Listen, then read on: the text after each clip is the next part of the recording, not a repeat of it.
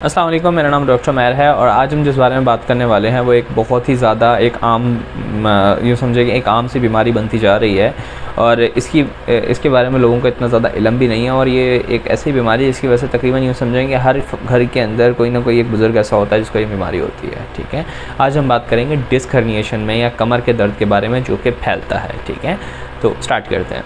सबसे पहले तो ये समझें कि डिस्क हर्निएशन से मैं बात कर रहा हूँ तो ये डिस्क हर्निएशन क्या होती है। ठीक है, देखें, हमारी जो कमर है वो बेसिकली वर्टिब्रल कॉलम कहलाती है इंग्लिश के अंदर या मेडिकल के अंदर। इसकी ये एक किस्म की यूँ समझें कि एक कैनाल है। ठीक है, एक कैनाल है या यूँ समझा जाए कि एक ऐसी गुफ़ा है या ऐसा पाइप है जिसके ज़रिए हमारे दिमाग के जो ऑर्डर्स होते हैं या जो दिमाग की नसें होती हैं या रगें जो आप कहना चाहें, जो नर्व्स होती हैं, वो स्पाइनल कॉलम या वर्टिब्रल कैनाल जो है वो पूरा का पूरा जिस्म के कोने कोने तक पहुंचाती हैं। यूँ समझे कि एक किस्म का बहुत हैवी किस्म का ट्रांसमिशन नेटवर्क है या सादा ज़ुबान में तारें गुजर रही हैं। ठीक है, दिमाग को जिस्म से कनेक्ट करने वाली।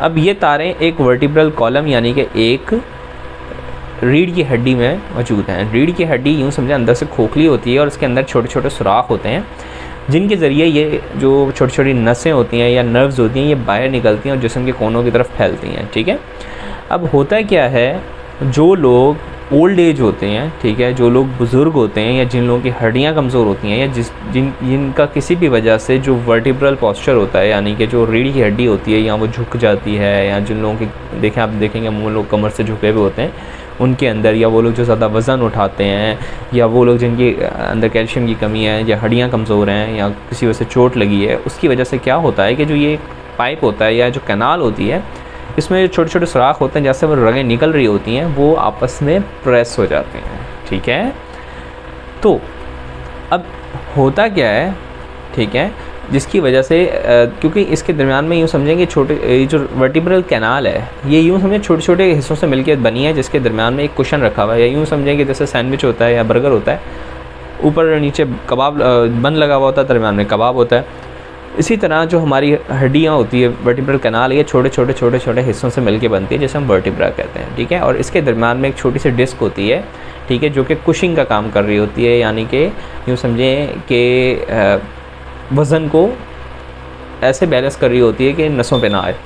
लेकिन किसी वजह से क्या होता है कि चोट लग जाए या रीढ़ की हड्डी में जो है वो कमज़ोर हो जाए, कैल्शियम की कमी हो जाए या वैसे किसी भी बुनियाद पे ओल्ड एज में अमूमन लोगों को हो जाता है ये, तो वो डिस्क क्या करती है, वो ख़राब हो जाती है, वो फट जाती है, वो कमज़ोर हो जाती है, जिसकी वजह से वो अपनी जगह से हट जाती है और हटने के बाद वो जाकर उन नसों को दबा रही होती है, उन जो तारें दिमाग की जिस्म के कोने कोने तक जा रही थी वो उनको दबा रही होती है। उसकी वजह से क्या होता है कि मरीज़ को शदीद जो है ना कमर का दर्द हो रहा होता है।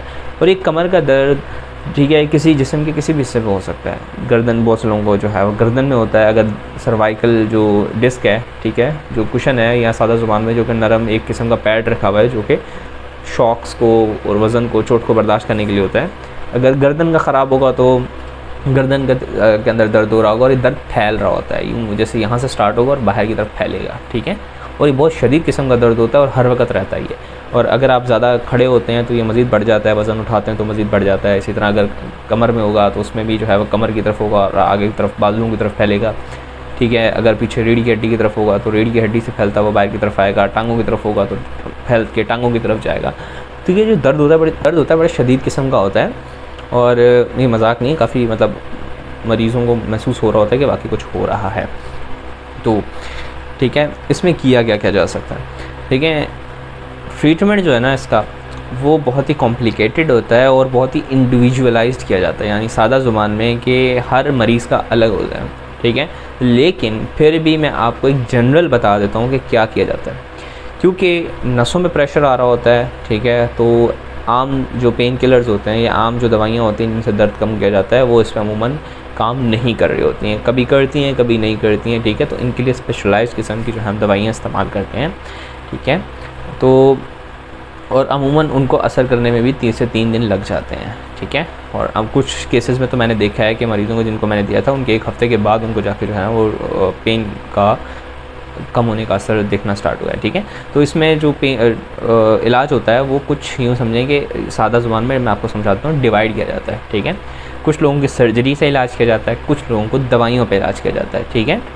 कुछ लोगों को पहले दवाइयों पे रखा जाता है, जब नहीं ठीक होते तो फिर सर्जरी की तरफ लेके जाया जाता है। यानी कि डिपेंड करता है कि जो डिस्क है या जो रीढ़ की हड्डी के दरमियान जो डिस्क है जो कि फट गई है या टूट गई है, वो किस हद तक है और किस हद तक नसों को दबा रही है, नर्व्स को दबा रही है, या किस हद तक जो है वो कमज़ोर हो चुकी है और किस जगह पे मौजूद है। गर्दन के लिए अलग इलाज होता है, कमर के लिए अलग इलाज होता है, टांगों वालों के लिए अलग इलाज होता है, तो हर किसी का देखना पड़ता है। लेकिन इसमें सब में जिनको दवाइयाँ दी जाती हैं उनमें कुछ चीज़ें कॉमन होती हैं। उनमें अमूमन जो है वो न्यूरोलॉजिकल पेन के लिए दवाई दी जाती है, इसके अलावा मसल रिलैक्सेंट्स दिए जाते हैं, and along with that normal analgesics दिए जाते हैं, ठीक है। ये 3 चीज़ें दी जाती हैं। प्लस हड्डियों को मजबूती के लिए दवाई दी जाती है, बाज़ कैल्शियम दिया जाता है, बाज़ विटामिन्स दिए जाते हैं, ठीक है। और बाज़ जो है वो एक्सरसाइजेस बताई जाती हैं, बाज़ कुछ बेल्ट्स होते हैं जो कि हेल्प कर रहे होते हैं वज़न को कम करने के लिए, वो बताए जाते हैं। बाज़ मरीज़ को ये बोला जाता है कि आप जो है वो झुकेंगी नहीं, वज़न नहीं उठाएंगी, ठीक है, आप कमोड का इस्तेमाल करेंगी, मतलब अलग नीचे झुकना, वज़न वगैरह कम कर देना है, ठीक है। तो लाइफस्टाइल मॉडिफिकेशंस भी करवाई जाती हैं, यानी कि ज़िंदगी में चेंजिंग्स भी लाई जाती हैं मरीज़ की। तो अगेन ये डिपेंड करता है मरीज़ टू मरीज़, उसकी सिचुएशन कैसी है, ठीक है। अच्छा, फिर सर्जरी की बात की जाए तो सर्जरी जो है वो अमूमन तब रेकमेंड की जाती है जब डिस्क का बिल्कुल ही बेड़ा गर्क हो चुका होता है, यानी कि डिस्क इज़ कम्प्लीटली डिस्ट्रॉयड और we are unable to repair it और disc is enable to heal itself, ठीक है। यानी कि वो खुद को ठीक नहीं कर पाएगी या बहुत ज़्यादा ख़राब हो चुकी है कि वो नसों को बहुत ज़्यादा डिपेंड जो है वो दबा रही है। ऐसी सिचुएशन में हम मरीज़ को सर्जरी का कहते हैं, ऑपरेशन का कहते हैं, ताकि इसकी जो डिस्क है इस जगह पे एक ऑपरेशन करके थोड़ा सा उस चीज़ को कम किया जाए। एक बाज़ का जो है वो इम्प्लांट्स लगाए जाते हैं, बाज़ का जो है मसनूई कुछ चीज़ें लगाई जाती हैं, ठीक है। लेकिन ऑपरेशन के अपने रिस्क होते हैं, हल्का सा भी ऑपरेशन गलत हो जाए तो मरीज़ जो है वो सारी ज़िंदगी के लिए जो है वो मसाइल का शिकार हो सकता है, ठीक है। अगेन डिपेंड करता है पर्सन टू पर्सन, ठीक है। कोई भी चीज़ जो है वो जनरलाइज्ड नहीं होती, ठीक है। मेडिसिन में या मेडिकल में कोई भी चीज़ जनरलाइज्ड नहीं होती कि इसको भी वही दिया जाए तो उसको भी वही दिया जाए। हर मरीज़ को देखना पड़ता है, हर मरीज़ एक दूसरे से मुख्तलिफ होता है, हर मरीज़ को एक इंसान को खुदा ने मुख्तलिफ और यूनिक बनाया है, तो उस पर बहुत से लोगों पर ये दवाई असर करती है, वो करती है, तो हर देखना पड़ता है, ठीक है। तो ये सारी बातें हो गई हर डिस्क हर्निएशन की, ठीक है। अच्छा, अब अगर मैं आपसे एक बात बताऊँ कि इसको बचाया कैसे जा सकता है, कि अगर कोई शख्स है जिसको कमर का दर्द अचानक से निकला है, ठीक है, और इसकी डिस्क अभी तक ख़राब नहीं हुई है, लेकिन उसको महसूस हो रहा है कि यार ये मसला शुरू हो गया है मेरे साथ, कि कमर का दर्द हल्का हल्का हो रहा है और वो फैलता जा रहा है। अब ऐसी सिचुएशन में क्या जाए?